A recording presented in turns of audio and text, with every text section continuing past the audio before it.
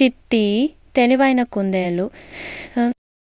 ఒక అడవిలో చిట్టిగా తెలివిగా ఉండే కుందేలు ఉండేది. ఆమె పేరు రాణి. అందరికీ ఆమె బాగా నచ్చేది. ఒకరోజు ఆ అడవిలోకి ఒక పెద్ద సింహం వచ్చింది.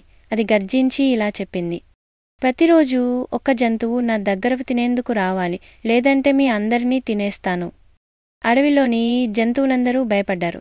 వారు సింహం మాటకు ఒప్పుకుని ప్రతిరోజు ఒక్కో జంతువును పంపుతుండేవారు. ఒకరోజు ఆ కుందేలు రాణి వరుస వచ్చింది. ఆమెకి ఒక తెలివైన యోచన వచ్చింది. ఆమె చాలా నెమ్మదిగా సింహం గుడికి వెళ్ళింది. సింహం కోపంగా అడిగింది, ఎందుకు ఆలస్యంగా వచ్చావు? కుందేలు బుజ్జిగా నవ్వి ఇలా అంది, స్వామి, నేనొకటి కాదు 6 కుందేళ్లు వచ్చాం. కానీ మార్గమధ్యంలో ఇంకో సింహం తారసపడింది. అది చెప్పింది, నేనే నిజమైన అడవి రాజు అని. ఇది విన్న సింహం కోపంతో అరవసాగింది, ఇగో సింహమా, నన్ను వెంట తీసుకెళ్ళు. కుందేలు ఆమెను ఒక లోతైన బావికి తీసుకెళ్ళింది. ఇదిగో అతడు ఇదే బావిలో దాక్కున్నాడు అంది రాణి. సింహం బావిలోకి చూసింది. అందులో తన పరావర్తనం రిఫ్లెక్షన్ కనిపించింది. అదే ఇంకో సింహమని అనుకొని కోపంతో బావిలోకి దూకేసింది.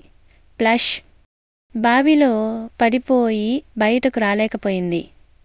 అడవిలోని అన్ని జంతువులు ఆనందంగా కేకలు వేస్తూ రాణిని పొగిడాయి. నీతి తెలివితేటలే నిజమైన బలం.